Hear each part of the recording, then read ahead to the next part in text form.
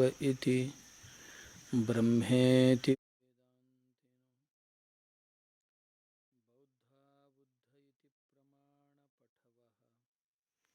कर्तेति नैयायिको अर्हन्नित्यति जैनशासनरता कर्मेति मीमांसको सोऽयं विदधातु यो वाञ्छितफलं त्रैलोक्यनाथो विभुः।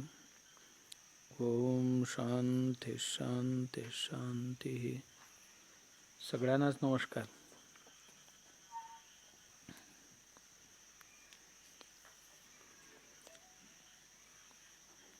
श्रावणाच्या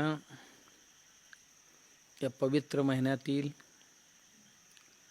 सत्संगाच्या शेवटच्या काही दिवस, मला वाटते आता एक 2-4 दिवस राहिले असतील. एक महिन्याच्या या सत्संगात आपण इथपर्यंत आलेले आहोत. आपण दर दिवशी विधुर नीतीच्या अनुषंगाने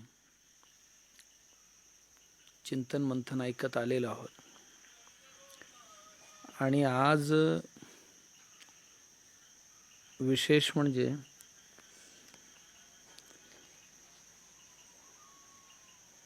15 ऑगस्ट आहे. देशाला स्वतंत्र होऊन 73 वर्ष पूर्ण होऊन 74व्या वर्षात आपण पदार्पण करतो आहोत. आणि या प्रसंगामध्ये आम्हाला बऱ्याच लोकांना देश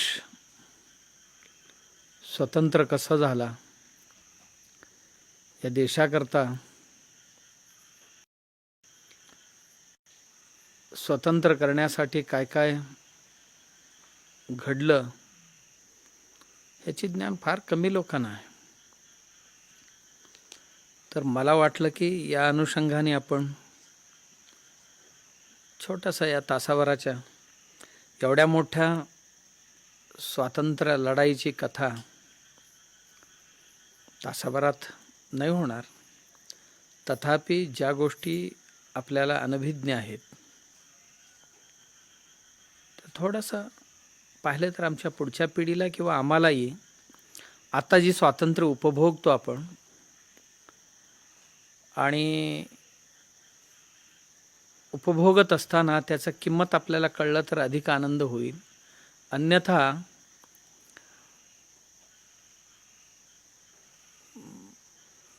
कुठल्या तरी एका मरकटाच्या हातात माणिक्य दिले होते म्हणे. मरकटाला हे माणिक्याचं किंमत काय कळणार?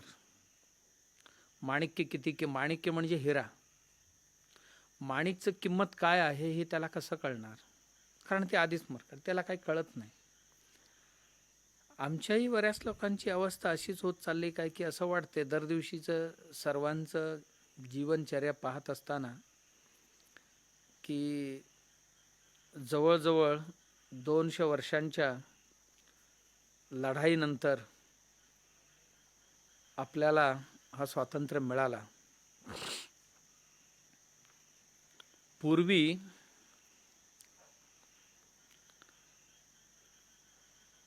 युरोपमध्ये समुद्रामध्ये जहाज, माल वाहतूक जहाज जे जाणं येणं करत होते, ते जहाज लोटणाऱ्या लोटेरियन टोळ्या होत्या. आणि त्या टोळ्यांमध्ये नेहमी भांडणं व्हायची वाटणीसाठी. मी कुठलं लोटायचं, तो कुठलं लोटायचं. मग कधी एशियामधली युरोप होऊन पुढे अमेरिकेकडे जायचं, काही तिकडून इकडी येत होत्या. या जहाज लुटण्यावरनं त्यांची भांडणं होत होते. आणि असंच एकदा ही भांडण पोपकडे गेले. ही 13-14व्या शतकातली घटना आहे. पोपकडे गेल्यानंतर ख्रिश्चन धर्माचे सर्वोच्च गुरु त्यांनी एक जगाची नक्षा आणून त्यात एक काल्पनिक रेष ओढले आणि ओढून सांगितलं, तुम्ही पोर्तुगीज जे आहात ही एरिया लोटा आणि स्पेनची लोक आहात तुम्ही ही एरिया लोटा. ही देश हे तुमच्या करता आणि हे देश हे तुमच्या करता. मग त्या अनुषंगाने एक जण कोलंबस नावाचा माणूस अमेरिकेच्या दिशेने गेला आणि दुसरा माणूस कुठे कुठे कुठला देश आहेत आपल्याला लुटण्याकरता हे पाहण्याकरता वास्को ड गामा नावाचा माणूस भारताच्या दिशेने आला. आणि हा येऊन सगळी वृत्तांत वाटेत येताना कुठल्या त्यालाही हा देश सापडत नव्हता. आमच्या काही मच्छीमार बांधवांनी आणून त्याला कालिकतच्या किनाऱ्याला लावले आणि इतिहास असा लिहून घेतले, त्यांच्याकडेच होतं सर्व. भारताचा शोध अमुक अमुक माणसांनी लावला. तो भरकटलेला आणि एक लुटारू आणि लूटमारी करण्याकरता जागा शोधणारा माणूस संशोधक बनला. आम्हाला शाळेत असं शिकवलं जातो. आणि खरा इतिहास जर पाहायचा असेल, सिन्स 1498 अमेरिका अँड इंडिया नावाचं एक पुस्तक आहे, ते वाचला तर लक्षात येईल.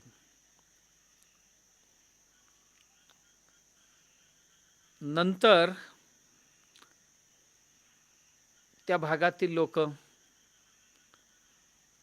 त्यांनी जवळजवळ 400-500 वर्षांचा एक प्लॅन बनवला. पहिलं 100 वर्ष हे देश शोधण्याकरता जाईल. कोणतं देश कुठे आहे आणि त्या देशात काय काय आहे हे पाहण्याकरता हे देश लोटायचे आहेत. आणि दुसरं 100 वर्ष त्या देशात जाऊन आपण उद्योग व्यापार करायला सुरू करायचं, कारण डायरेक्ट जाऊन लुटून आणता येणार नाही, आपल्याला बस्तान बसवावं लागेल तिथे. आणि तिसऱ्या 100 वर्षामध्ये आपला व्यापार प्रबळ करायचा. आणि चौथ्या टप्प्यामध्ये हळूहळू त्या देशावर आपण कब्जा करायचा आणि नंतरच्या ह्याच्यात आपलं अखंड साम्राज्य निर्माण करायचं, अशी योजना केली. त्या योजनेच्या अंतर्गत लंडनमधल्या 24 व्यापारी एकत्र येऊन एक कंपनी स्थापन केली. राणी व्हिक्टोरिया त्यांना परवानगी दिली की कोणत्या देशात जाऊन व्यापार करावं. तर त्या अनुषंगाने त्या 24 लोकांची जी टोळी होती ती भारतात आली. आणि आग्र्याला जो राजा होता, बादशाह होता, त्याच्याकडे जाऊन व्हिक्टोरिया राणीकडून आणलेले पत्र दाखवले की आम्हाला आमच्या देशातनं बाहेर जाण्याकरता हे मसाला अमुक तमुक रेशमी अमुक तमुक हे व्यापार करण्याकरता आम्ही आलोय, आम्हाला संधी मिळावं. त्यांनी लिहिलेले त्यांच्या इतिहासात. जसं येऊन त्यांनी जहांगीर समोर उभी राहिली तेव्हा त्यांना वाटलं राजा जहांगीरचं ही आस्थान आणि हा देश पाहून आपली व्हिक्टोरिया राणी म्हणजे एक गल्लीतली चिल्लर नेता वाटले त्यांना. एवढ्या मोठ्या साम्राज्यासमोर ब्रिटनमधली आपली राणी म्हणजे एक चिल्लर, म्हणजे अख्ख्या दिल्लीतल्या राजांसमोर एक गल्लीतला पुढारी उभं केल्यासारखं त्यांना वाटलं, असं ते स्वतः लिहितात त्यांच्या इतिहासात. आणि ह्यांनी पण व्यापारधंदा करायला परवानगी दिली. मग परवानगी घेऊन ही मंडळी कलकत्त्याला गेली, हळूहळू व्यापार सुरू केली. आणि ही व्यापार हळूहळू वाढवत ईस्ट इंडिया कंपनी नावाने मोठी कंपनी सुरू झाली. आणि मग व्यापारधंदा वाढवत मग एक ऑफिस दिल्लीला, एक मुंबईला, एक कलकत्त्याला, असा त्यांची ब्रँचेस सुरू झाले व्यापारधंदा करत. आणि व्यापार उद्योग इतकं वाढवली यांनी, कारण तयार कपडे पण आणत होते आणि इथून जाताना काहीतरी घेऊन जात होते, येताना त्यांचे सामान घेऊन येत होते. व्यापार चांगलं बस्तान बसवलं. बस्तान बसवल्यानंतर त्यांच्यातलीच काही लोक आली आणि ह्या देशाची अध्ययन सुरू केली. इथली मानसिकता काय, धार्मिक रीतिरिवाज काय, रूढी काय आहेत, आणि आपण या देशात अनेक वर्ष व्यापार करायला पाहिजे, ह्या देशाला लुटायला पाहिजे, तर इथल्या लोकांची मानसिकता आपल्याला कळायला पाहिजे. या सगळ्या गोष्टींचे अध्ययन करायला 100 वर्षाहून अधिक काळ लागला त्यांना. व्यापाराला अधिक काळ आणि त्यानंतर देशाचं अध्ययन करायला. आम्ही आमच्या देशाचा इतिहास लिहिला नाही, यापेक्षाही चांगलं त्यांच्या लोकांनी लिहिलं. आणि मग हळूहळू विस्तार वाढवत आपल्या देशाची त्यांनी चांगलं अध्ययन केलं. इथली माणसं, त्यांनी छोटीशी एक घटना लिहिलेली. त्यांचा एक माणूस असा फिरत होता, 2 भावांची शेती एका गावात. ते दोघेही घरी गेले होते. एक आला आधी, कोणाचे तरी जनावर आपल्या शेतात आलेले चरायला हे पाहिला आणि भावाचं जमत नव्हतं. आपल्या शेतातली जनावरं हुसकावून भावाच्या शेतात घातला. खाऊ द्या म्हटला, ह्याचा सत्यानाश होऊ द्या. आणि हा माणूस जेव्हा तिथे पाहिला आणि दुसरं म्हणत होता, अरे भावाचा आहे ते, त्याच्यात का घालतोय? तो म्हणाला, तो भाऊ जरी असला म्हणून काय झाला, नालायक आहे म्हणाला, तो खाऊ दे, त्याचं सगळे नुकसान होऊ दे त्याचा म्हणाला. एवढीच घटना पाहून तो आपल्या नेत्यांना सांगितलं आणि ही घटना त्यांना प्रेरणा ठरली की या देशातली माणसं आपापसात असं मतभेद संपन्न लोक आहेत, म्हणून ह्यांच्या मतभेदाचा उपयोग आपण आपल्या राज्य विस्तारासाठी, व्यापार विस्तारासाठी करू शकतो. हे लक्षात आल्यानंतर हळूहळू त्यांनी आमच्यामध्ये भांडणं लावून एक एक संस्थान हाती घ्यायला सुरुवात केली. आणि पहिलं प्रयोग त्यांनी कलकत्त्यामध्ये केली. सिराजुद्दीन दौला जिथे नवाब होता आणि त्यांचाच सेनापती मीर जाफरला फितूर करून आणि तुटपुंज 800 लोकांच्या सहाय्याने सिराजुद्दौलाला कैद केले. त्यानं 800 लोकांची सेना सिराजुद्दौलाला पकडून नेत असताना रस्त्यावर 40,000 माणसं दोन्ही बाजूनी उभी होती. थुंकले असते तरी सुद्धा ते 800 लोक वाहून गेली असते. आणि ह्याच्यावरनं त्यांच्या लक्षात आलं की इथे आपण बरीच दिवस राहू शकतो, बस्तान बसवू शकतो. आणि हाच प्रयोग आपल्या देशातली जेवढी संस्थानं होती प्रत्येक संस्थानात करायला त्यांनी सुरू केली. मग नंतर राज्य स्थापना सुरू झाली आणि हळूहळू सर्व राज्य खालसा करून एक तर आपल्या ताब्यात घेतली, नाहीतर त्या राजा लोकांना आपले सामंत बनवून टाकली. आणि असं एकूण भारतावर त्यांनी आपला राज्य प्रस्थापित केला. जवळजवळ 1599ला ही लोक इथे आले होते आणि 1947ला इथनं गेले. या कालावधीत आपल्याला सर्वांना ज्ञात आहे की या लोकांना हुसकावण्याकरता 1857ची स्वातंत्र्य समर सुरू झाला, जो मंगल पांडेपासून सुरू झाला होता आणि झांशी राणीपर्यंत आलेला. लाखो युवकांनी प्राणांची आहुती दिली ब्रिटिशांना या देशातून पळवून लावण्याकरता. आणि नंतर काँग्रेसची स्थापना झाली, तेही एका ब्रिटिश अधिकाऱ्यांनीच केली. एक सामाजिक चळवळ म्हणून उभं केली आणि नंतर स्वातंत्र्याकरता लढाईला ती संघटना काम करायला लागली. आणि हळूहळू या काँग्रेसमध्ये 2 गट पडले, एक साम्यवाद्यांची आणि एक उग्रवाद्यांची. सौम्यवादी आणि उग्रवादी. लाल बाल पाल, लाला लजपतराय, बाल गंगाधर तिलक आणि बिपिनचंद्र पाल ही एका धड्याचे नेतृत्व करत होते आणि दुसऱ्या धड्याचे नेतृत्व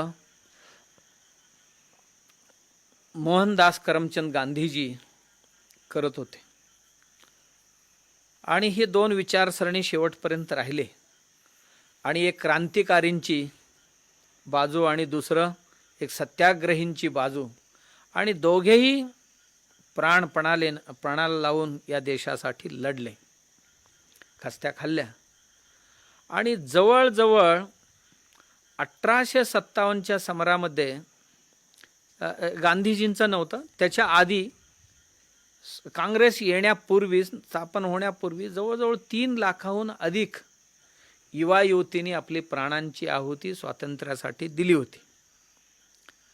एवढंच नाही, 1857 ऑक्टोबरपासून मे महिन्यापर्यंत ब्रिटिशांचा साम्राज्य ते पूर्णतया नष्ट झालेला होता. एकही ब्रिटिश इथे राहिलेला नव्हता, सगळे पळून गेलेले होते. मंगल पांडेंच्या बलिदानानंतर आणि चिडलेली आमची लोक ह्यांना हुसकावून लावली, परंतु सहजतेने त्यांनी नाही सोडली. या देशातली 565 संस्थानिक जे होते त्यांची यादी काढून तिथल्या ज्या जुन्या अधिकारी होते त्यांनी एक नवीन यादी तयार करायला सुरुवात केली. ब्रिटिशांबरोबर संबंध चांगले असणारी राजघराणे किती आहेत बघा ह्यात, आणि त्यांच्याशी संपर्क साधू आपण. आपल्याला मदत करत असतील तर आपण पुन्हा सैन्य भारतात घेऊन जाऊ. आणि त्यात एक त्यांना 10-12 लोक चांगले भेटले की ब्रिटिशांना साथ देणारे. आणि तेवढ्या ज्यामध्ये ग्वालियरचे जिवाजीराव शिंदिया होते अग्रस्थानी. पठाणकोट छोटा नव्हता त्यावेळी, अखंड पंजाबचा राजधानी, पंजाब त्यांच्याकडे होता, पठाणकोटचा राजा त्यांच्याकडे होते. नाभ नावाचा एक संस्थान त्याच पंजाबमध्ये येतो, तो होता. जुनागडचा नवाब होता, हैदराबादचा नवाब होता. या व्यतिरिक्त आणखीन काही राजे महाराजे होते. सगळ्यांनी आश्वासन दिले की तुम्ही सैन्य घेऊन या, तुम्हाला आम्ही आर्थिक आणि सैनिक मदत दोन्ही करू.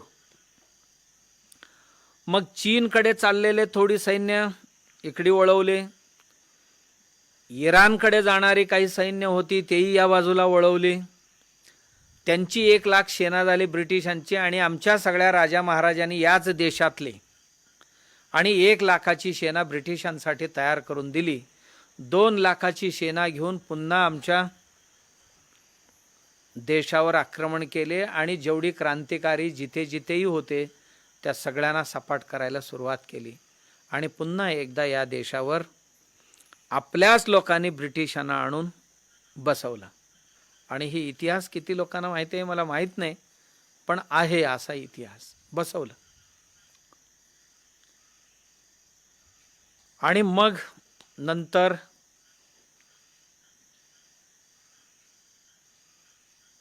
19व्या शतकाच्या 20व्या शतकाच्या सुरुवातीला आंदोलने सुरू झाली.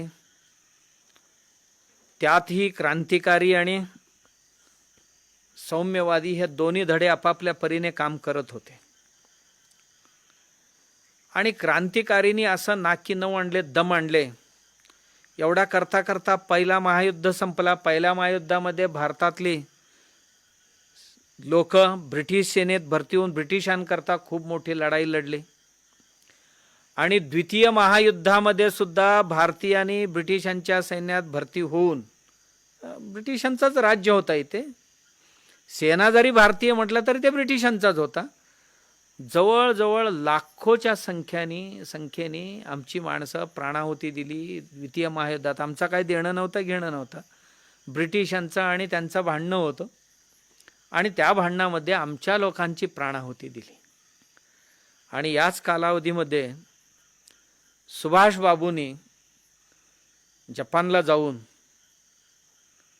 काही लोकांना तिथे भेटून आणि आमची जी सेना परतत होती त्यातलेही काही लोकांना भेटून आझाद हिंद फौजची निर्मिती केली आणि काही प्रशिक्षणही तिथे दिली.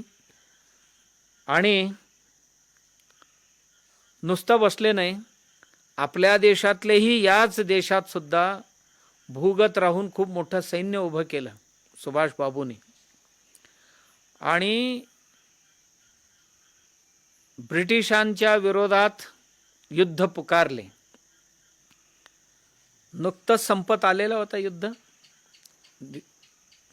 आणि त्याच वेळेला सुभाषबाबूंनी युद्ध पुकारला. कोहिमामध्ये आझाद हिंद फौज आणि ब्रिटिश भारतीय सेना दोघांमध्ये लढाई झाली. त्या लढाईत ब्रिटिश साम्राज्याला कधी नव्हता एवढा मोठा हादरा बसला. जवळजवळ 50,000ची कॅज्युअल्टी त्यांच्या पहिलं आणि दुसऱ्या महायुद्धात जेवढी कॅज्युअल्टी त्यांच्या सेनेची झालेली नव्हती त्यापेक्षाही अधिक कॅज्युअल्टी या आझाद हिंद फौजेचे. आझाद हिंद फौजच्या सैनिकांना कपडे नव्हती, बूट नव्हती, अस्त्रशस्त्र नव्हती, तरीसुद्धा देशासाठी, कारण सुभाषबाबू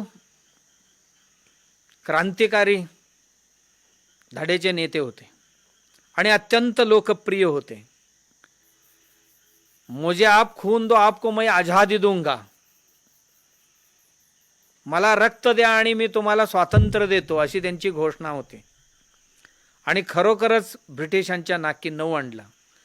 पराजित जरी झाले असतील तरी ब्रिटिशांना मोठा हादरा दिला. आणि ही घटना संपते न संपते तोपर्यंत द्वितीय महायुद्धाचा सर्व अंत्य करून युरोपमधून भारताकडे जवळजवळ 40 जहाज मुंबईच्या दिशेने निघालेली होती.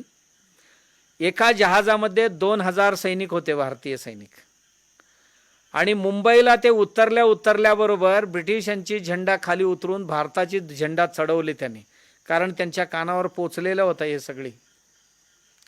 चढवली आणि सैनिक विद्रोह झाला तिथे. आणि तो विद्रोह फार मोठा होता. ब्रिटिशांना कळलं की आत्ता आपण ह्या देशात राहू शकत नाही. आत्ता तरी तो झाला आणि त्याच्यानंतर हा झाला, आत्ता आपण राहू शकत नाही. मग त्याने हळूच गांधीजींना पकडले. ही कुठेतरी आपण तडजोड केली पाहिजे, आपली माणसं सुरक्षित देशाबाहेर काढली पाहिजे. जर असंच झालं तर आत्ता आपला एकही माणूस जिवंत जाणार नाही ब्रिटनला, कारण प्रत्येक प्रांतात आपली माणसं लाखोच्या संख्येने या देशात आहेत. आता व्यापारासाठी आलेले आहेत, अधिकारासाठी आलेले आहेत आणि कशा करता तरी मिलिटरी म्हणून आलेले आहे. आणि कोर्ट कचेऱ्यांमध्ये आहेत, पोलिसांमध्ये आहेत, सगळ्या याच्यात विभागात त्यांची लोक होती. आणि हे सुरक्षित जाणार नाही हे लक्षात आल्याबरोबर त्यांनी गांधीजींना विनंती केली, काही करून हे शांत करा. गांधीजींनी वल्लभभाई पटेलना पुढे करून हे नेवल विद्रोह जो होता शांत करवले. केल्यानंतर लंडनमध्ये चर्चा सुरू झाली, आत्ता आपल्याला भारतात राहता येणार नाही. म्हणून तेवढ्यात तिथे इलेक्शन डिक्लेअर झालेली होती.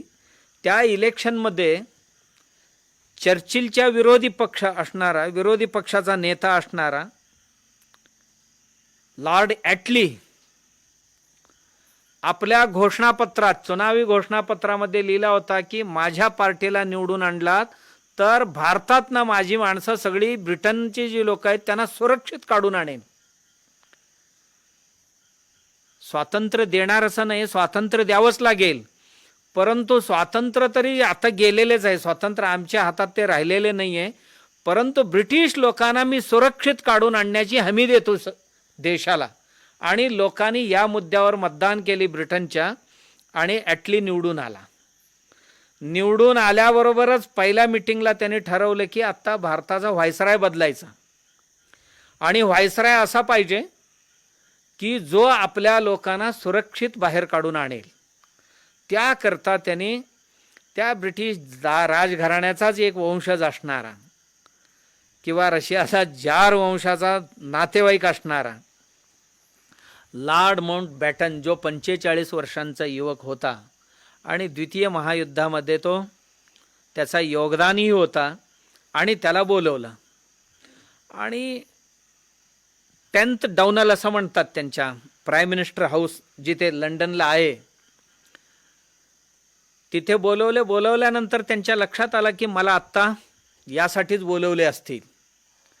ॲटलीने त्यांना हळूच सांगितलं, कारण यांची इच्छा नव्हती, कारण आत्ता जायचं तर हुतात्मा होण्यासाठीच जायचं आहे. तिथे अब्रू जाणार आहे देशाची आणि आपली अब्रू जाणार, आणि बेअब्रू होण्यासाठी काय जायचं त्या देशात आत्ता. म्हणून त्यांनी जाणार नाही असं म्हणण्यापेक्षा काही शर्तच त्या ब्रिटिश प्राईम मिनिस्टर समोर असं ठेवला की ते कधी मानू शकणार नाही. ॲटली म्हणाले काय शर्त आहेत सांगा. म्हणाला तुमचा जो विमान आहे ना प्राईम मिनिस्टरसाठी तो माझ्यासाठी दिला पाहिजे आणि तोही मला उतरून परत येणार असा नाही, परमनंट. मी जोपर्यंत व्हायसराय तोपर्यंत तो विमान मला वापरता आला पाहिजे. W210 असं काहीतरी त्याचं नाव होतं आणि मला दिलं पाहिजे. त्याला गॅरंटी होती की त्या देशात असं कधी होऊ शकत नाही, कारण त्या देशाच्या संविधानाने किंवा पार्लिमेंटने त्यांना विशेष रूपाने बहाल केलेले आहे आणि प्राईम मिनिस्टर शिवाय दुसरं कोणी वापरू नये. हा आणखीन काय, आणखीन म्हणाला की माझा निर्णय अंतिम असायला पाहिजे. मी जे निर्णय घेईन तिथे ते अंतिम असणार, त्याच्यात कोणी संशोधन करणार नाही. आणि मी ज्या काही गोष्टी ब्रिटिश पार्लिमेंटला पाठवेन ज्या त्या दिवशी त्याचा डिसिजन मला कळायला पाहिजे. वेळ काढूपणा मला आवडणार नाही. आणि मला लागणाऱ्या अधिकारी अपॉइंटमेंट करण्याची, नेण्याची आणि नको त्यांना काढून टाकण्याची पूर्ण अधिकार मला पाहिजे. जो ब्रिटिश पार्लिमेंटला होता तो अधिकार सर्वही मलाच पाहिजे.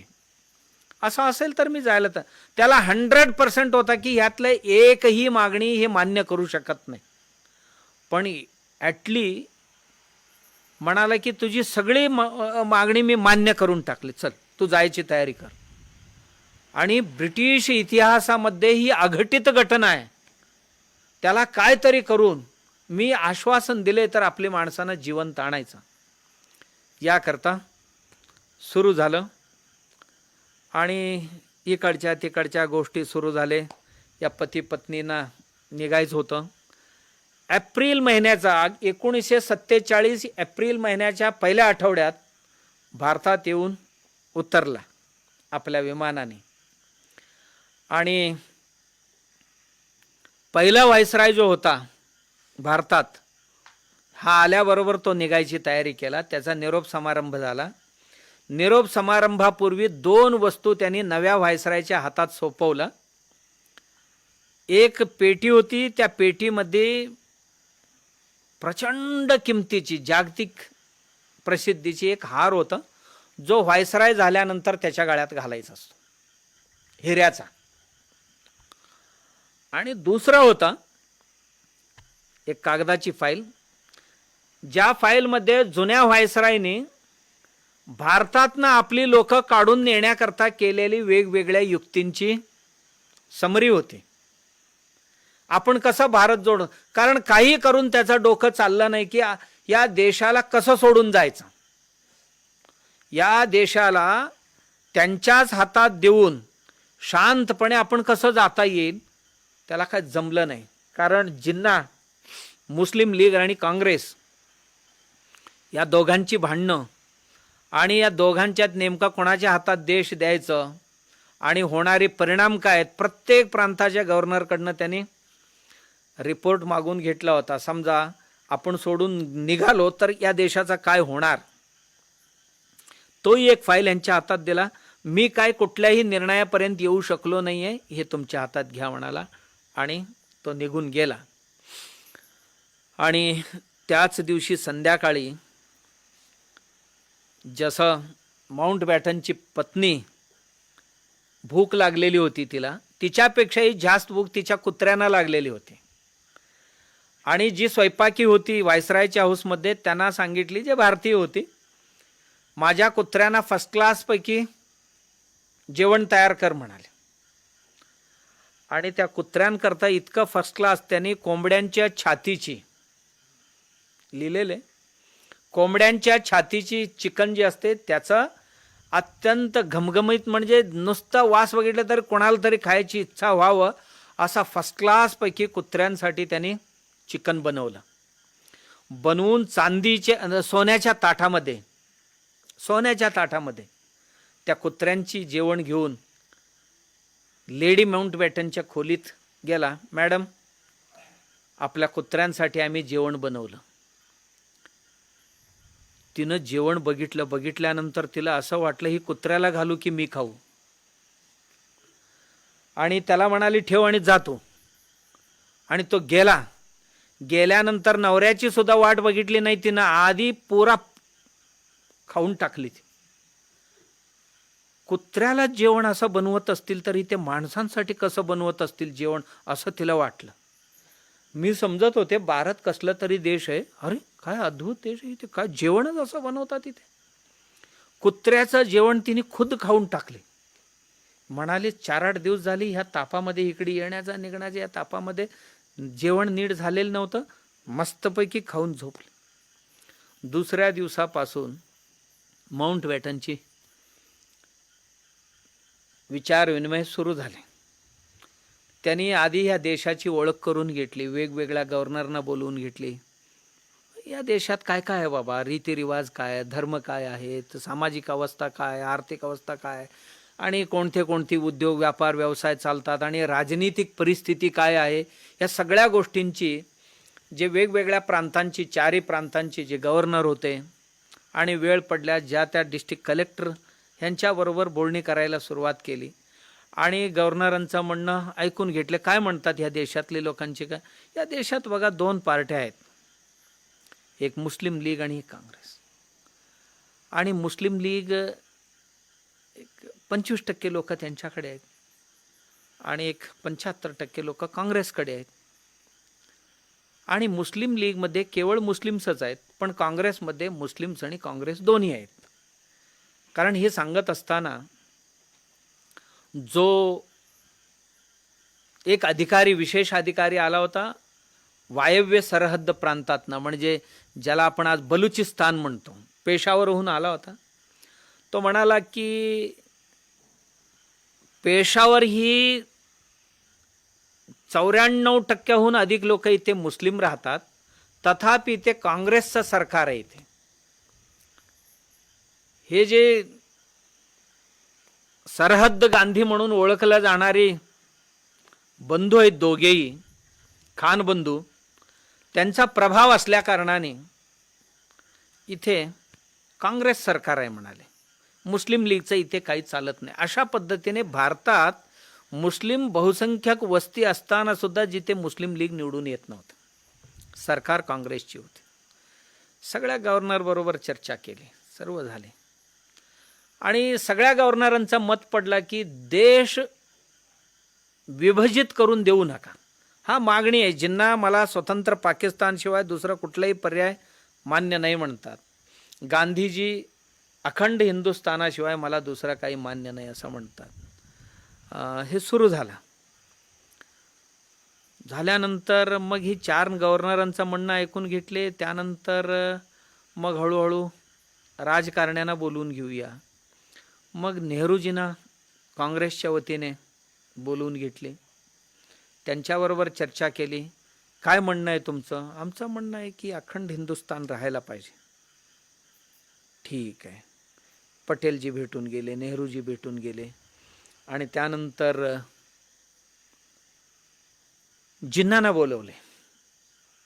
बॅरिस्टर मोहम्मद अली, ज्या जिन्नांचे हे दोघे, जिन्ना आणि महात्मा गांधी हे दोघेही पोरबंदरचे, आणि हे दोघेही वाणी, वैश्यवाणी दोघेही.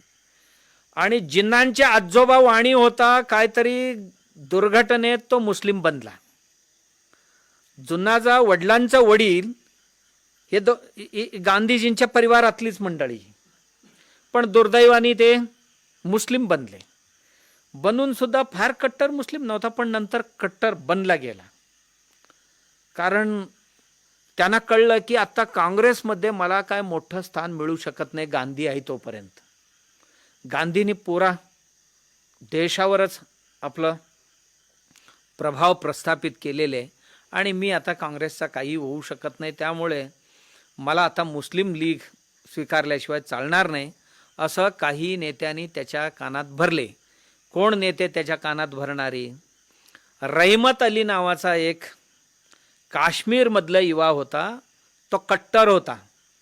आणि दुसरं सारे जहां से अच्छा हिंदुस्तान हमारा लिहिणारा जो इक्बाल होता ना, जो इक्बाल जो सारे जहां से अच्छा हिंदुस्तान हमारा म्हणणारा हा नीच माणूस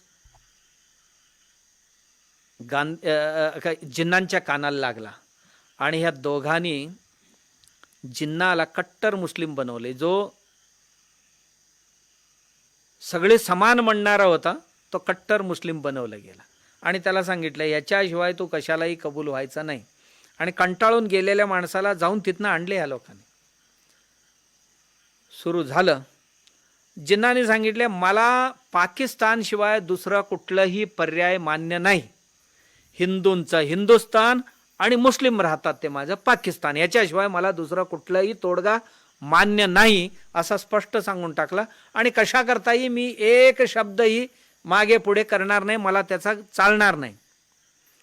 त्यानंतर गांधीजी आले. गांधीजींना आमंत्रित करण्यात आलं.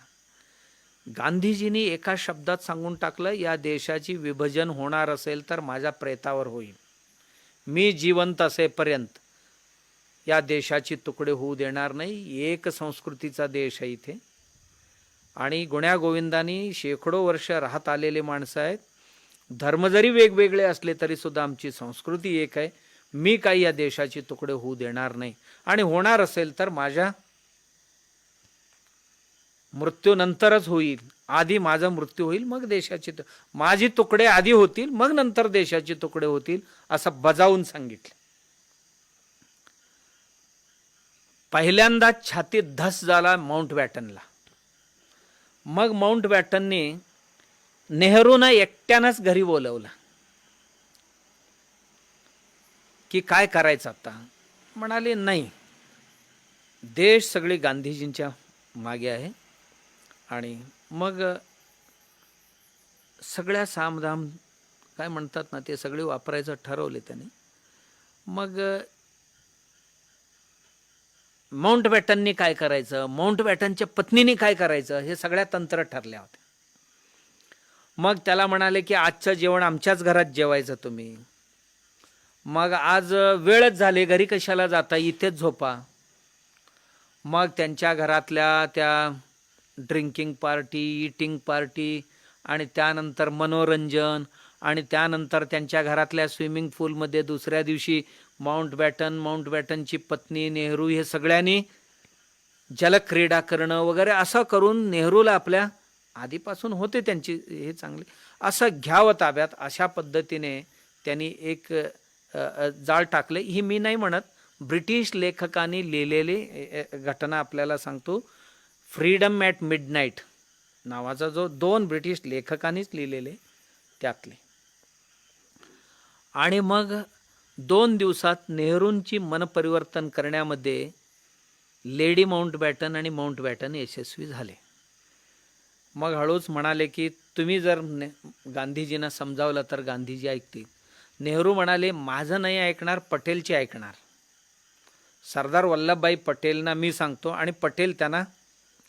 आणि दोघेही मिळून गांधीजींना सांगण्याचा खूप प्रयत्न केले पण गांधीजी काय तयार होत नव्हते. आणि तोपर्यंत लॉर्ड माउंट बॅटन देशातली जेवढी संस्थानिक होते, संस्थानिकांची काय स्थितीगती आहे या सगळ्या संस्थानिकांची एक संघटन होता, संघटना बनवली होती त्यांनी पण. एक वेळोवेळी आपल्या मागण्या मान्य करून घेण्याकरता, ब्रिटिश सरकारकडून मान्य करून घेण्याकरता त्या संघटनेत एक ब्रिटिश अधिकारी होता. तो खूप जिव्हाळ्याचा होता, त्यांचा प्रेमाचा. तो असा माणूस होता की त्या इथल्या व्हायसरायला सुद्धा मानत नव्हता. तो ह्यांच्या मागण्या घेऊन डायरेक्टच लंडनला जायचा. आणि तो डायरेक्ट लंडनला गेला, जाऊन म्हणाला बघा तुम्ही स्वातंत्र्य द्या, काही करा, पण आमच्या राजे महाराजे जेवढे आहेत देशातले त्यांना कोणाला धक्का लावायचा नाही याचा एवढा त्या करारपत्रात घाला, असा तो जाऊन तिथे सांगून आला. आणि त्यानंतर एकदा या सगळ्या राजा महाराजांना यांची मीटिंग बोलवण्यात आली. 565 पैकी एकच आला नाही, 564 लोक मीटिंगला आले होते. आणि त्यांच्याही सर्व या काही लोक म्हणाले आमचं काय होणार सर, तुम्ही स्वातंत्र्य दिल्यानंतर आमचा स्थानमानाचा काय, आम्हाला ब्रिटिश सरकारने दिलेली जे काय बिरुदावली आहे, जे काय आमची हुद्दे आहेत किंवा आणि काय प्रशस्ती आहेत, कोणाला राव दिले, कोणाला राव बहादूर दिले, काय काय दिलेली होती त्याने. आणि त्यांचा काही सरकार तरी काढून घेणार नाही ना. मग आमच्या संस्थान खालसा नाही करणार नाही, आमची अधिकार तरी हे संपवणार नाही ना, इत्यादी त्यांची प्रश्न होते. मग आमच्या संपत्तीचा काय. जुनागडच्या नवाबनी विचारलं, माझी 3000 कुत्रे, कुत्र्यांचा काय होणार. पशुप्रेमी होता, त्याच्या घरात 3000 कुत्रे होते. समजा उद्या स्वातंत्र्य मिळालं तर माझ्या कुत्र्यांचं काय होणार, त्याला चिंता. दुसऱ्या एकाला दुसऱ्यांची चिंता. फार विचित्र चिंता.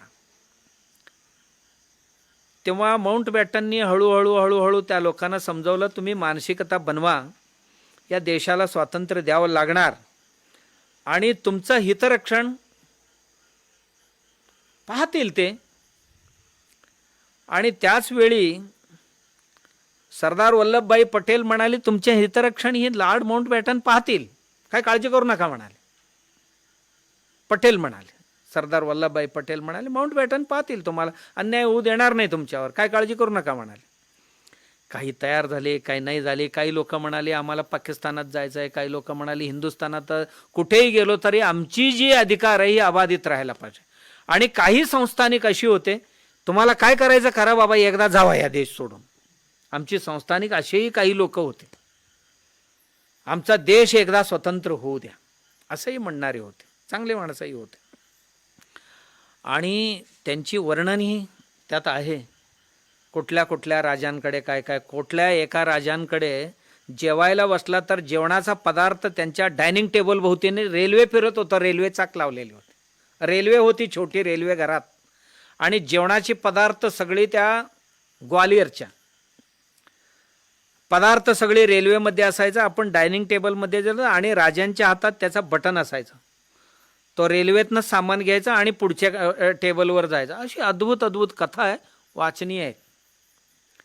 वेगवेगळ्या राजा महाराजांच्या घरात काय काय अद्भुत होतं हे सर्वही आहे, तो इथे गौण आहे.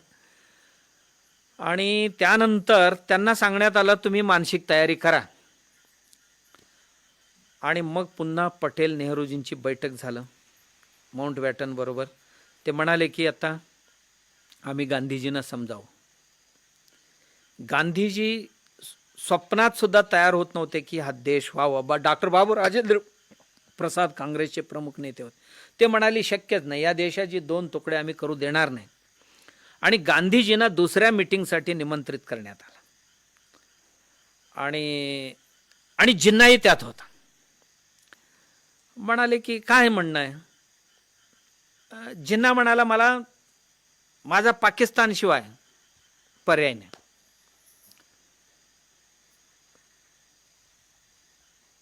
दोन धर्मांसाठी 2 देश, मुसलमानांसाठी पाकिस्तान, हिंदूंसाठी हिंदुस्तान, हे झालेच पाहिजे म्हणाल, अन्यथा आमच्यावर अन्याय होईल, उद्या आम्हाला इथे राहू देणार नाही. गांधीजी म्हणाले, मी काही झाले तरी 2 देश होऊ देणार नाही. मग मिटवायचं कसं. गांधीजींनाच माउंटबॅटननी विचारलं, असं करा, ही देश जिन्नाच्याच हातात देऊन टाका, त्यालाच प्राईम मिनिस्टर बनवा. आमच्यावर त्यांचा विश्वास नाही ना, त्यांच्या लोकांवर अन्याय होतो म्हणतोय ना, मग असं करा की त्यालाच प्राईम मिनिस्टर करा, त्यालाच काय राष्ट्राचा प्रमुख करा. आणि हो, तुम्ही म्हणताय ह्याला काँग्रेसची संमती मिळेल का. गांधीजी म्हणाले, काँग्रेसच्या लोकांना समजावण्याची जबाबदारी माझ्यावर टाका. होय, तुमच्या काँग्रेसने संमती दिली, पण देशाची जनता मानेल काय. 75% अधिक लोक हिंदू आहेत त्या देशात, आणि हे मान्य करतील का. जिन्नाला आपला राष्ट्रप्रमुख मान्य करतील का. आमच्या जनतेलाही मी मान्य करण्यास प्रयत्न करतो, बाध्य करतो आमच्या लोकांनाही, परंतु मी देश 2 होऊ देणार नाही म्हणाले. आणि एवढं म्हणून गांधीजी उठून गेले. पुन्हा जिन्ना आला. जिन्ना म्हणाला, त्या वाण्याचा काय ऐकायचंय म्हणाला. तो गांधीजी सुद्धा म्हणत नव्हता, वाण्याच म्हणायचा, तो इतका नीच होता. तो आमचा भला कधी करू शकणार नाही म्हणायचा, त्याची चाल आहे, त्याचं षडयंत्र आहे, असं तसं काय काय म्हणाला. मग शेवटी मला थोडा वेळ द्या म्हणाले. त्यानंतर भरपूर विचार विनिमय होत राहिले आणि शेवटी माउंटबॅटननी निर्णय घेतला की देशाची विभाजन करायचं. त्याकरता कारण हे दोघेजण काँग्रेसवाले तयार झाले होते किंवा बहुतेक काँग्रेसमधली लोक आपली मन बनवलं होतं की हे प्रश्न मिटणार नाही. आणि नंतर जिन्नाच्या डोक्यात प्रश्न सुरू झाला, हिंदू आणि मुस्लिम हे दोन राष्ट्र केले तर माणसं विखुरलेले आहेत ह्या देशात. मग जिन्नाला विचारलं, सगळी मुस्लिम वेगळे कसे होणार तुम्ही? म्हणाला, बघा, पंजाब आणि बंगाल या दोन्ही मुस्लिम बहुल प्रांत आहेत. या दोन्ही प्रांत पाकिस्तानात राहतील. मग राहिलेले काय? राहिलेले ना जिथे तिथे स्वतंत्र करून टाका. जिथे आहेत तिथेच त्यांना स्वतंत्र देशाचे अस्तित्व देऊन टाका. का? हैदराबाद आहे, जुनागड आहे, असे कितीतरी राज्य होते मुस्लिम थोडासा अधिक संख्येने राहणारे. माउंटबॅटन असा विचार केला की मी या देशातनं आमची माणसं काढून न्यायला आलो की सगळ्यांची बळी द्यायला आलो इथे. आणि त्याच्याही डोक्यात नंतर हळूहळू हा विषय शिरला. मग ह्या सगळ्यांना जर जिथे मुस्लिम असतील त्यांना मुस्लिम स्वतंत्र सत्ता आणि जिथे हिंदू असतील तिथे हिंदूंची स्वतंत्र सत्ता, असं काय करता येईल का? विचार केला आणि त्यांच्या अधिकाऱ्यांनी इतर लोकांनी समजावलं, तू सुद्धा जिवंत जाणार नाही बाहेर. मग तेव्हा त्यांनी ठरवलं की पंजाब आणि बंगाल वेगळे करायचे. वेगळे केल्यानंतर प्रश्न पडला, बंगाल आणि पंजाब हे दोन्ही पाकिस्तानात जर गेले तर 910 किलोमीटर दोन्हीमध्ये अंतर आहे. जी बंगाल आहे, या बंगाल आणि पाकिस्तान हे दोन्ही जर आपण पाकिस्तान डिक्लेअर केली तर देशाच्या या कोपऱ्यात एक आणि त्या कोपऱ्यात एक, या दोन्हींच्या मध्ये 910 किलोमीटरचं अंतर आहे. कसं राज्यकरण? आमचं आम्ही कसंही करू, आमच्या हातात द्या म्हणा. मग ब्रिटिश पार्लिमेंटला एक रिपोर्ट तयार करून पाठवण्यात आला की विभाजनासाठी ही योजना आहे. मग घेऊनच गेला माउंटबॅटन. त्यावेळी माउंटबॅटनला सांगितलं ॲटलीनी, तू जाऊन जरासा चर्चिल विरोधी पक्ष नेता आहे, उद्या त्यांनी ऑब्जेक्शन घ्यायला नको, त्याला जरा समजावून सांगू नये. माउंटबॅटन त्याच्याकडे गेला, त्याला समजावला. तो म्हणाला, गांधीजी मान्य करणार काय? त्याची जबाबदारी घेतलेली आहे, काँग्रेसच्याच नेत्यांनी घेतलेले आहे. अच्छा, ते जर होत असेल तर आमची खुशीने तयारी आहे आणि जी काय बिल पास करायचं आहे ते आम्ही सपोर्ट करू तुम्हाला. आणि परत आल्यानंतर प्रश्न पडला, एप्रिलमध्ये सुरू झालेली ही प्रक्रिया 1947 एप्रिलमध्ये, मे, जून, जुलै, ऑगस्ट 4 महिन्यांची कालावधी. भरपूर घडामोडी घडल्या आणि त्यानंतर यादी बनवायला सुरू झाले. या देशात पैसे किती आहेत, प्रिंटिंग प्रेस किती आहेत, पैसे बनवणारी छापखाना किती आहेत आणि कारखाना किती आहेत, वेगवेगळे कारखाना किती आहेत, ह्यांची विभागणी कशी करायची, आणि कार्यालय किती आहेत, आणि सोनं नाणं दागिनं ही किती आहेत, आणि पुस्तकं किती आहेत, असा सगळ्या गोष्टींची यादी बनवणं सुरू झालं. आणि एकूण या देशात कुठे कुठे किती लोक राहतात, पोलीसमध्ये मुस्लिम किती आहेत, हिंदू किती आहेत, शीख किती आहेत, मिलिटरीमध्ये हिंदू मुस्लिम शीख किती आहेत, याची एक यादी तयार सुरू केली. आणि बंदुका किती आहेत एकूण देशात. मग दिले तर पाकिस्तानला किती बंदूक द्यायचा, ह्यांना किती बंदूक द्यायचा, टेबल किती आहेत, खुर्च्या किती आहेत, ह्यांची सुद्धा मोजणी केली, ह्यांची सुद्धा सूची तयार केली. मग वाटण्याच करायचं तर कोणत्या आधारावर करायचं. आणि एवढं होऊन सुद्धा सीमारेषा काय अजून ठरलेला नव्हता. आणि सीमारेषा ठरवायला कधी आला माणूस? जूनमध्ये आला. रेडक्लिफ नावाचा एक बॅरिस्टर, ज्याला सर्वे डिपार्टमेंटचा काडीचाही ज्ञान नाही, पण एक चतुर हुशार माणूस होता रेडक्लिफ नावाचा, जो एक बॅरिस्टर होता, वकील होता. त्या माणसाला इथे पाठवण्यात आला. भारताला कधी पाहिला नव्हता, भारताची त्याला मागमूस काही माहीत नव्हता, अशा माणसाला पाठवण्यात आला. आणि तो येऊन हळूहळू सर्वे सुरू केला, ही गाव कुठे जाते. मग आणि हेही पाहण्यात आलं की आता आपण ह्याचा विभागणी करायला गेलो, कोणत्या प्रांतात किती लोक राहतात, हिंदू किती राहतात, शीख किती राहतात, मुस्लिम किती राहतात, आणि सगळ्यात महत्त्वाचे म्हणजे पंजाबची राजधानी रावळपिंडी आणि बंगालची राजधानी त्या काळात कलकत्ता होती. आणि ह्या दोन्ही प्रांत विभाजन, मोठे प्रांत म्हणजे हेच, कारण ही बंगाल जो आहे खूप मोठा प्रांत, आजचा बांगलादेश आणि आत्ताचा आमची पश्चिम बंगाल, हे दोन्ही मिळून बंगाल प्रांत, आणि पंजाब दिल्लीपासून इस्लामाबाद पर्यंत आणि तिकडी वरती पेशावर पर्यंत. आणि ह्याला तोडायचं कसं आणि कुठे कोण राहतो, आणि हेही विचार करत होते ते की एक माणूस इथे राहतो तर त्याची जमीन कुठे आहे, तो राहतो कुठल्या गावात, त्याची कारखाना कुठल्या गावात आहेत, आणि त्यांची नोकरी विक्री करणारी माणसं कुठे कुठे राहतात. ह्या सगळ्या गोष्टींची विचार करून काही तोडगा निघत नव्हता. असं करता करता करता ऑगस्ट महिना जवळ आला. तेवढ्यात आता 15 दिवसच बाकी आहेत, आणि तेवढ्यात या सगळ्या संमती झाल्यानंतर आकाशवाणीवर घोषणा करण्यात आली. माउंट बॅटन घोषणा केला की हिंदुस्थान पाकिस्तान नावाची 2 प्रांत होतील, 2 देश बनतील. आणि नेहरूंचं भाषण त्यांच्यानंतर झालं. नेहरू म्हणाले की आमची इच्छा नव्हती, आम्ही अत्यंत जड अंतःकरणाने आम्हाला हे मान्य करावं लागलं, कारण नंतर होणाऱ्या ज्या काय अनर्थ आहेत त्या सगळ्या गोष्टींची विचार करता आपल्याला हे 2 देशांची मागणी मान्य करावं लागलं, असं ते म्हणाले. आणि गांधीजींना हे सर्व ऐकून शॉक बसला. गांधीजी म्हणाले काय करतात करू द्या. आता गांधीजी आपली स्वी सहायक जी होती मनू, तिच्यासमोर म्हणाले, मनू त्यांची नात्यातलीच मुलगी होती ती सेवा करणारी, मनूला म्हणाले, मनू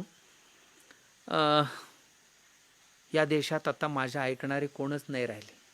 मी काय स्वप्न पाहिलं होतं या देशासंबंधात, माझे 6 लाख खेडे कसं असायला पाहिजे, या 6 लाख खेडे हे सर्व स्वतंत्र व्हायला पाहिजे, सर्व खेड्यांचा राज्य रामराज्य व्हायला पाहिजे, खेडे स्वावलंबी बनायला पाहिजे, खेड्यातलं कुटीर उद्योग राहायला पाहिजे, खेड्यातले भारतीय शिक्षण झालं पाहिजे, इथली माणसं स्वाभिमानी बनली पाहिजे, असं तसं मी खूप मोठं स्वप्न पाहिलं होतं. आणि मला वाटते की आता माझं इथे कोणी ऐकणारी नाही, आणि मी आता हतबल झालो, काय त्यांना करायचं ते करू द्या म्हणाले. आणि लोकांना कळलं, आणि पुन्हा 2 दिवसांनी पत्रकार परिषद घेतला, ज्या पत्रकार परिषदेला जवळजवळ देशी विदेशी 200-250 लोक हजर होते, आणि डिक्लेअर करून टाकले की आता भारताची फाळणी होणार आहे. फाळणी होणार हे कळल्यानंतर सीमा भागावर हळूहळू सुरू झाले. जसं लाहोर सिटी आहे, लाहोर शहरामध्ये 6 लाख मुसलमान, 5 लाख हिंदू आणि 1 लाख शीख राहत होते. आणि कालपर्यंत तिथे गुण्यागोविंदाने आनंदाने प्रेमाने राहणारी माणसं. रावळपिंडी म्हणजे आजच्या इस्लामाबादचे इथे, तिथेही शीख बहुसंख्यक होते. लाहोरमध्ये शीख बहुसंख्यक होते, मुस्लिम तसं बघितलं तर अल्पसंख्यक होते, थोडं का होईना कमी होते. नेमकं रेषा कुठल्या दिशेने जाणार हे अंदाज येत नव्हता. तेवढ्यात एक शीख युवक हातात झेंडा घेऊन लाहोरमध्ये, नाही रावळपिंडीमध्ये, पाकिस्तान मुर्दाबाद, पाकिस्तान मुर्दाबाद असा घोषणा देत रस्त्याने, कारण वेडापिसा झाला होता. आमची एवढी संपत्ती, द्वितीय महायुद्धामध्ये जेवढी शीख सैनिक गतप्राण झालेले होती, त्या लोकांना पंजाबमध्ये, पाकिस्तानच्या पंजाबमध्ये जमिनी देण्यात आलेली होती. त्यांची संख्या कैक हजार होती. त्यांनी एक प्रांत वाळवंट त्यांना दिलेली होती, त्या वाळवंटाचा त्यांनी नंदनवन केलेले होते.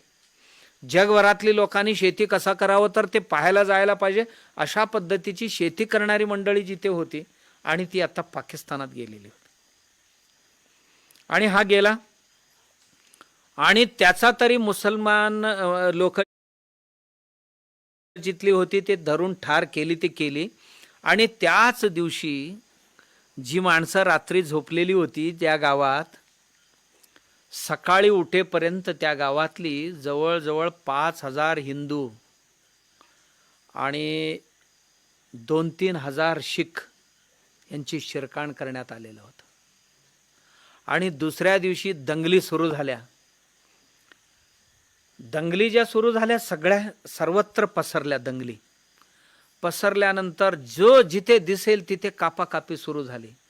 हिंदूंची, शिखांची घरं लुटायला सुरू झाली. आणि अपार संपत्ती होती ह्याच लोकांकडे.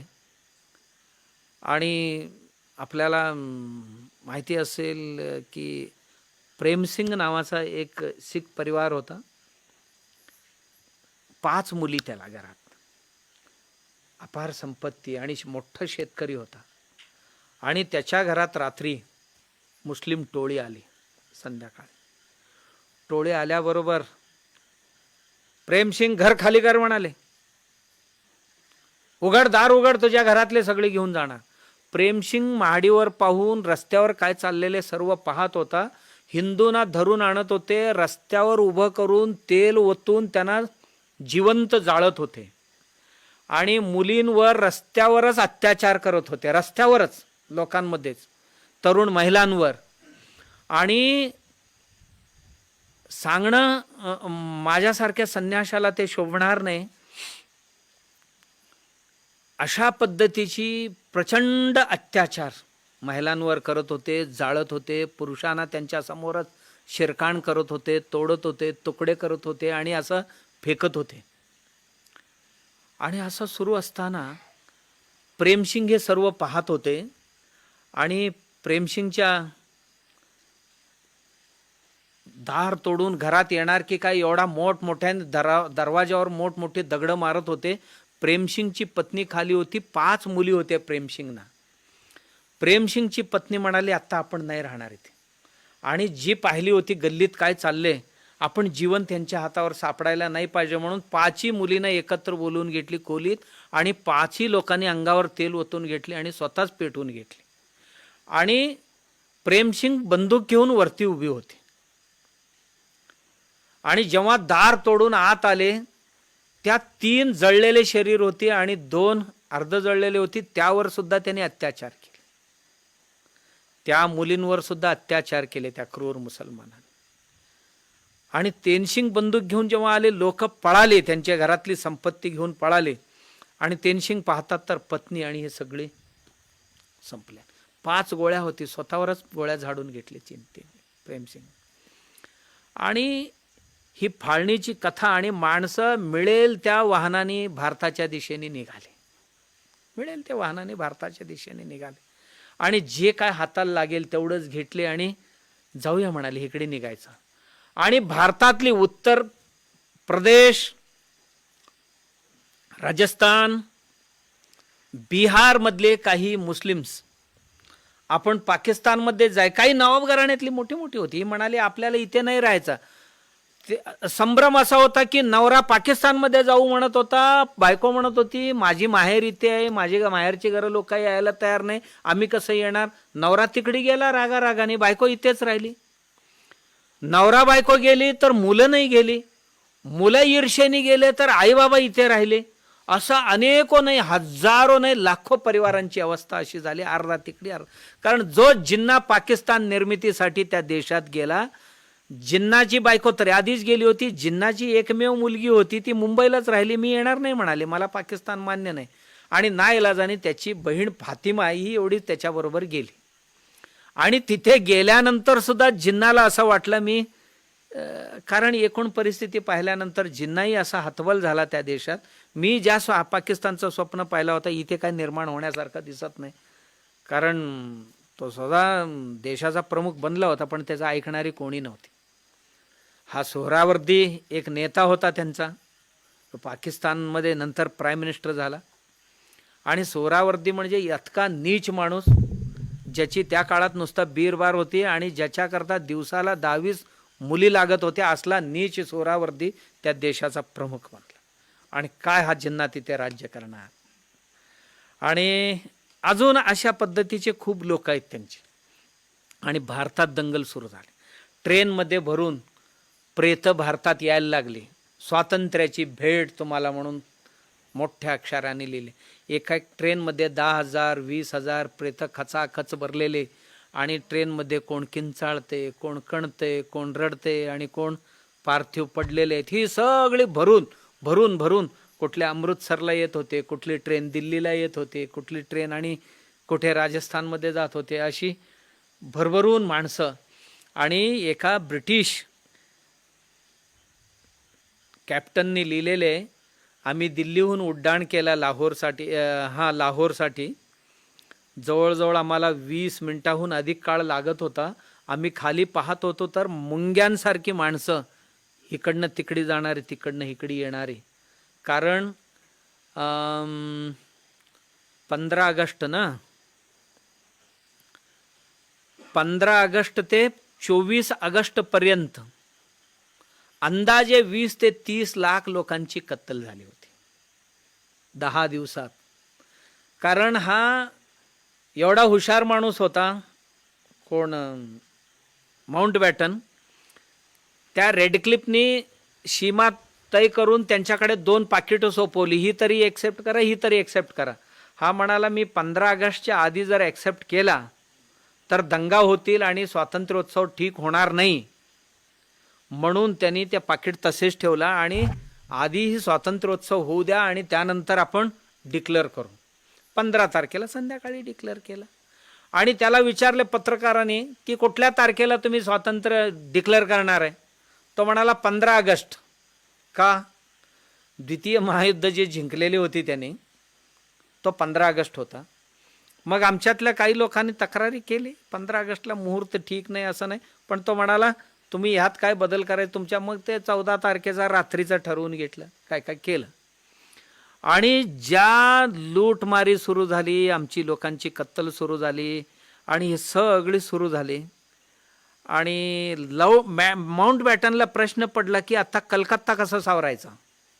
गांधीजींकडे जाऊन विनंती केला, तुम्ही कलकत्त्याला पाठवणे इतकं, कारण सगळ्यात मोठी दंगल उडणार आहे कलकत्त्यामध्ये. गांधीजी म्हणाले, मी नौखालीला जाईन. नौखाली राहू द्या, तुम्ही कलकत्त्यातच जावा. कारण सोहरावर्दी सुद्धा गांधीजींना विनंती केला, तुम्ही कलकत्त्यात. गांधीजींच्या कट्टर विरोधक सोहरावर्दीने विनंती केल्यानंतर गांधीजी म्हणाले, तू पण माझ्याबरोबर राहायला पाहिजे तिथे. आणि तू जे राहणार ना, निशस्त्र राहायला पाहिजे माझ्याबरोबर राहताना. तयार आहेस का तू? तुझ्याकडे कुठलंही अस्त्रशस्त्र असता कामा नये. तो तयार झाला, यांच्या कंडिशन मान्य केला आणि तोही राहिला. गांधीजी हे सांभाळत राहिले. आणि दिल्लीत देशाची फाळणी डिक्लेअर झाल्यानंतर दिल्लीची माणसं राज्योत्सवाची तयारीला लागले. आणि सीमेवरच्या भागामध्ये शिरकाण सुरू झालेले,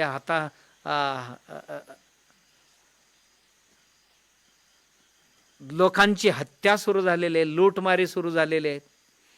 आणि काही लाख लोक जे बैल आहे, बैलावर बसलेले, बैलगाडी घेऊन निघाले, गाढवावर, घोड्यावर, जे येताना रस्त्यात आपण जर पाहिला तर आपल्या लक्षात येईल की ती इतिहास वाचनीय आहे. खूप स्वातंत्र्याच्या फाळणीवर, या देशांची फाळणी होऊन स्वातंत्र्य मिळालं त्याच्यावर खूप पुस्तक आलेले आहेत. देश विभाजनाची दुरंत कथा, फ्रीडम ॲट मिडनाईट, किंवा राम मनोहर लोहियाजींनी लिहिलेले फाळणीचे गुन्हेगार कोण. खूप सुंदर सुंदर पुस्तक अजून खूप आहेत, एवढीच नाही आहे, शेकडो पुस्तक आहेत. आम्ही काय 10-20 पाहिलेले असू काय, याच्यापेक्षा जास्त नाही आहे. पण घटना सगळ्यांच्यात हीच आहे की ह्यांना आवरणारीच कोणी नव्हते. टोळ्या सुरू झाल्या, लूटमारी सुरू झाली आणि हिंदूंचा शिरकाण, शिखांचा शिरकाण सुरू झाला आणि त्याला प्रतिकारही सुरू झाला. ज्या गावात ही मारून गेले आणि जिथे अन्य ती बाहुल आहेत त्या गावातल्या मुस्लिम लोकांची शिरकाण सुरू झाला, तेही कापाकापी सुरू झाली. आणि हे सुरू झालेले इकडे कळल्याबरोबर, कारण ही जी येत होते ना भारतात, येत असताना वाटेवर जितकेही रस्ते भारताकडे येत होते ते सगळे खचाखच भरलेले होते रस्ते. आणि त्या रस्त्यावर काहीही नव्हता तर प्रेत पडलेले होते. निघालेल्या टोळ्यांवर सुद्धा त्यांची टोळी येऊन आक्रमण करत होते. काय तुटपुंजे काय हातात मिळेल ते घेऊन जात होते ना, त्यांच्या टोळ्या येऊन रस्त्यावर सुद्धा हत्या करून त्या संपत्ती लुटून नेत होते. पुरा जिथपर्यंत शक्य आहे तिथपर्यंत. आणि अत्यंत क्रूररित्या ह्यांची जी हत्या होत होत्या, अत्याचार होत होत्या, ते पाहण्यासारखे नव्हते. आणि लिहिलेले प्रत्यक्षदर्शींनी सांगितलेले की कुठल्या आई अत्याचार होऊन मरून पडलेले तिथे आणि तिच्या अंगावरचं बाळ दूध प्यायला तिथे स्तनपान करायला तोंडात दूधच येत नाही तर बाळ छातीवर बसून रडते. आणि कोणाचा आई वडील आलेत, भाऊ बहीण कुठे दिसेना, कोण बहीण आलेत, भाऊ कुठे दिसेना, आणि सगळे आले. नवरा आलाय तर बायको कुठे दिसेना, बायको आलेले तर नवरा कुठे दिसेना. याच्याकरता सुद्धा एक अभियान सुरू झालं. 15 दिवसाची कालावधी दिली जाईल. या अवधीत कोणाचे कोण हरवलेले आहेत त्यांना अलीकडे पलीकडे जाऊन शोधता येईल. पण एकदा हिकडची आलेली माणसं काय पलीकडे जायला तयार नाही झाली.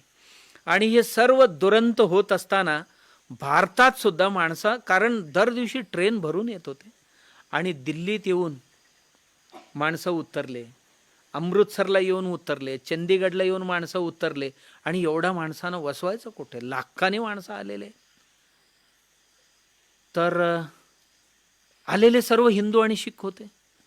आणि दिल्लीत एका मशिदीत, मोठं मशीद होतं, तिथे नेऊन उतरवले. उतरवल्याबरोबर गांधीजी म्हणाले तिथे नाही उतरवायचं, त्यांना त्यांच्या प्रार्थनेला अडचण होईल म्हणाले. बाहेर काढलं. बाहेर मरणाची कडाक्याची थंडी होती, बर्फबारी व्हावं अशा पद्धतीची थंडी होती. त्या थंडीत रात्री लोकांना बाहेर काढण्यात आलं. रेल्वे स्टेशनवर प्रेत उतरून घ्यायला काही दिवस गेले. आणि कुठलं कणतंय, कुठल्याचं पाय कापलेले, कुठल्याचा हात कापले गेलेले, कुठल्याची बोटं कापले गेलेले, कुठल्या अर्ध जळलेले आहे, आणि कोणाचे मान कापलेले आहेत, कोणाच्या पोटात भोकसलेले, कोणाच्या पाठीत भोकसलेले, अशी सगळी माणसं त्यात. आणि रेल्वे येऊन स्टेशनवर उभं राहते तर कोणी विचारणारी नाही, उतरायलाच कोण तयार नाही.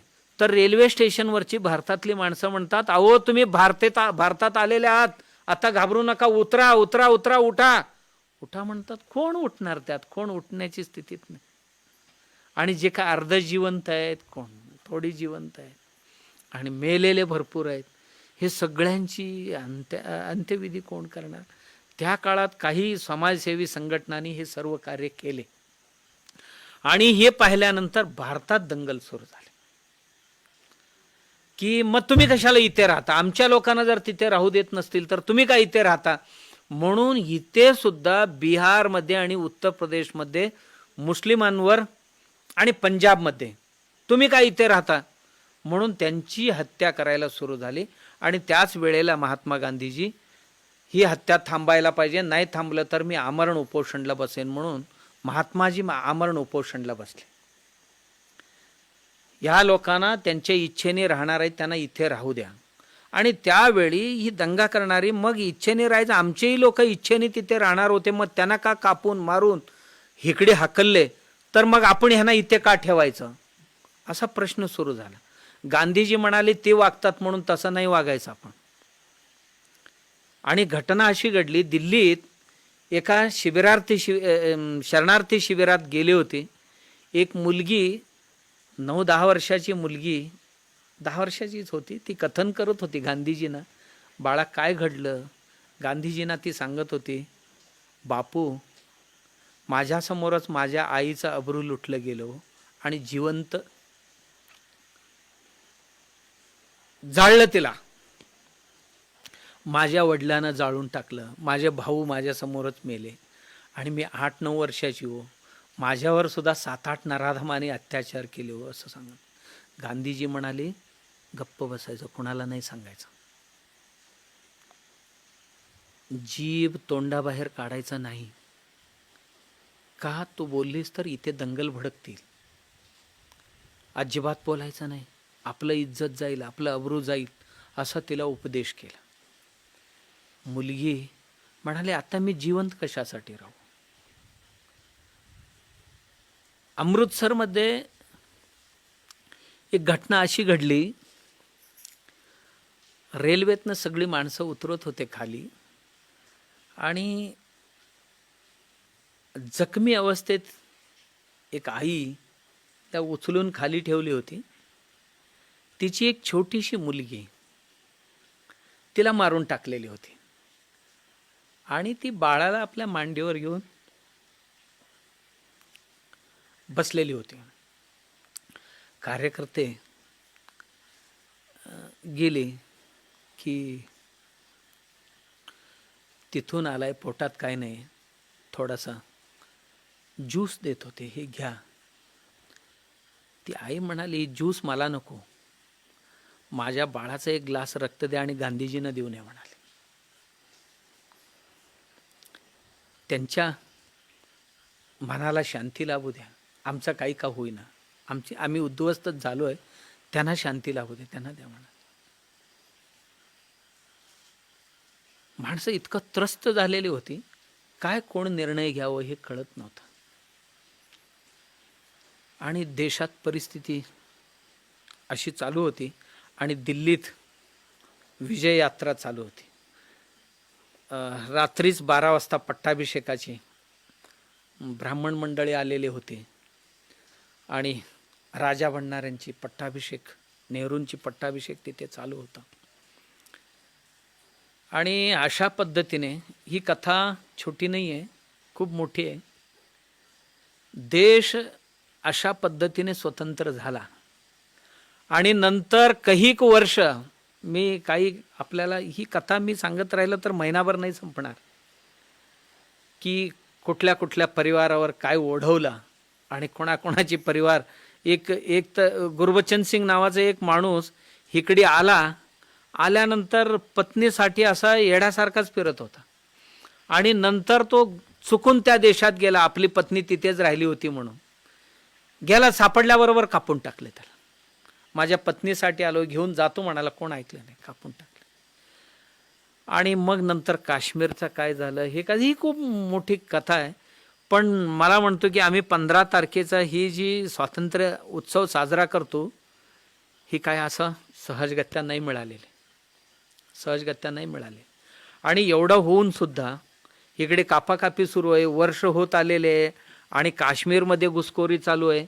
एवढं असताना एक 55 कोटी रुपये देणं होतं आणि ते मागत होते आणि त्याच वेळेला ती आपल्या लोकांना मारत होते आणि त्या 55 कोटीची मागणी करायला लागले. ते सरदार वल्लभभाई पटेल म्हणत होते आम्ही पैसे दिले तर ह्यातनं शस्त्रास्त्र खरेदी करणार, आमच्यावर ते हल्ला करणार, आमच्या लोकांची मारकाट काय अजून थांबलेली नाही द्यायचं म्हणाले. सरकार द्यायला तयार नव्हते. पण गांधीजींना असं वाटलं की नाही, आपण दिलेले शब्द पाळायला पाहिजे. आत्ताचे हे म्हणाले आमच्याकडेही पैसे नाही आहे आणि आत्ता दिले तर आमच्याच लोकांना मारण्यासाठी वापर करतील, बापू आत्ता नको द्यायला. बापू म्हणाले अमुक तारखेपर्यंत दिला तर ठीक आहे, मी आमरण उपोषणला बसेन. आणि शेवटी ह्याने दिला नाही, गांधीजी उपोषणला बसले. तुम्ही आत्ताचे आत्ता त्यांचे पैसे द्यायला पाहिजे. उपोषणला बसले. 1 दिवस झाली, 2 दिवस झाले, 11 दिवस झाले. शेवटी सुशीला नायरजी रातोरात नेहरूजींच्या घरी गेल्या. उद्या जर दिवस गेला तर गांधीजी नाही राहणार, आता कीटोन्स वगैरे झालेले आहेत, ते हट्टी आहेत, आग्रही आहेत. तुम्हाला माहिती आहे ना, उद्या तुम्हाला कोणी जिवंत ठेवणार नाही या देशात. गांधीजींना कमी जास्त झाले तर विचार करा. मग दुसऱ्याच दिवशी पुरा मंत्रिमंडळ आले गांधीजींच्या ठिकाणी. मग म्हणाले आम्ही पैसे देऊन टाकतो. सरदारजी म्हणाले गांधीजी आम्ही आपली आज्ञा ऐकतो, पण हे सर्वही जड अंतःकरणाने करतो, हे देशाचा हिताचा आहे असं आम्हाला वाटत नाही, तुमच्या समाधानासाठी आपण करतो. आणि हे झाल्यानंतर सुद्धा नंतर खूप मोठी घटना आहे काश्मीर आणि हे ते जे काय घडले. अशा परिस्थितीत आपण स्वतंत्र झालो आणि सावरायला खूप वर्ष लागले आपल्याला. आणि जी माणसं तिकडनं आले अजूनही इकडे तिकडे भटकतायत या देशात आणि काही नाही आणले, त्यांचा गुंठावर जमीन नाही, उभ्या उभ्या जिथे राहिले आपल्या परिश्रमाने त्यांनी आपलं एक साम्राज्य स्थापन केले. ज्या गावात तिने वसवली त्यांनी दुधात जसं साखर मिसळावं तसं इथे मिसळले, कारण भारतावरच्या प्रेमापाठी पोटी सर्व आलेले होते आणि पुन्हा हा देश इथपर्यंत आला. ह्याला आज 73 वर्ष पूर्ण झाले आणि बऱ्याच नव्या पिढीला माहीतच नाही की आमच्या देशाचा स्वातंत्र्य कसं मिळाला. 10 दिवसात 20 लाख लोक गेले असतील का? तत्पूर्वी 2-3 लाखांची 25-30 लाखांची तरुणांची प्राणाहुती झाल्या असेल का? आणि एवढं झाल्यानंतर या देशाला, कारण मी एवढ्यासाठी म्हणतो, जेव्हा ॲटली 1956ला कलकत्त्याला आले परत एका कार्यक्रमासाठी, आल्यानंतर CB चक्रवर्ती पंजाबचे गव्हर्नर, बंगालचे गव्हर्नर होते. सहज खोलीत CB चक्रवर्तींनी लिहिलेले आपल्या जीवनचरित्रेत, ॲटली सर तुम्ही या देशाला स्वातंत्र्य देण्याचा निर्णय कसा काय घेतला? का या देशातल्या आंदोलनामुळे घेतला का तुमच्या लोकांना वाचवण्यासाठी घेतला? ते म्हणाली 2च कारणास्तव आम्ही घेतली. एक, सुभाष बाबूंनी दिलेली धक्का. दुसरं, नेवल विद्रोह 46ला जो झाला आणि आता आपण ह्या देशात पाय ठेवून राहू शकत नाही. आणि त्याचवेळी आम्ही निर्णय घेतला की सर्वानुमते आता आपण देश सोडून जायचं. म्हणून या देशात आंदोलनही खूप काम केलं, माणसं जागवण्यात. महात्माजींनी जे दंडी सत्याग्रह सुरू केले, लोकांना जागून काढले. गांधीजींवर होता जेवढी प्रेम अन्य कोणावरही नव्हता देशातल्या लोकांची. आणि काही लोकांची प्रेम जेवढी यांच्यावर होता तेवढ्याच क्रांतिकारींवर सुद्धा होता. आणि 2-3च सत्याग्रह केले गांधीजींनी, भले मध्ये मध्ये परत घेतले असतील, पण ते इतकं चांगलं संदेश गेला होता ब्रिटिश सरकारला की चांगलं संदेश त्यांनी चिकाटीने दिले होते. बापूजींचं कार्य खूप मोठं होतं. आणि त्याच वेळेला क्रांतिकारी सुद्धा आपले. आणि एकूणच ह्या सर्व गोष्टीतनं एका बाजूला सत्याग्रह, एका बाजूला क्रांतिकारी आणि त्यानंतर ही हिंसा, याच्यातनं देश स्वतंत्र झाला. आणि आज आपण या स्वतंत्र देशात मजेत राहतो आणि आमच्या सीमेवर आजही संग्राम चालूच आहे. तर मला वाटते की आपण थोडासा ही कथा स्वातंत्र्याची जरूर वाचावं, ऐकावं. मग आपल्याला कळते की आपण ह्या देशात आता स्वतंत्र देशात कसं राहायला पाहिजे. आमच्या लोकांनी काय स्वप्न पाहिले, काय झेलले, काय हे केले, ही आमच्या लक्षात येईल. म्हणजे ही स्वातंत्र्याचा उपभोग आपण कसं घ्यायला पाहिजे. ज्या पद्धतीचे उपभोग आज आपण स्वातंत्र्याचा घेतो ना, हे पाहिल्यानंतर कधी कधी मनाला दुःख वाटते. आमच्या पूर्वजांनी काय आहुती देऊन हे मिळवून दिले आणि आपण ह्याचा वापर कसा करतो ही आपल्या लक्षात जरूर यायला पाहिजे. यावं अशी मी इच्छा करतो.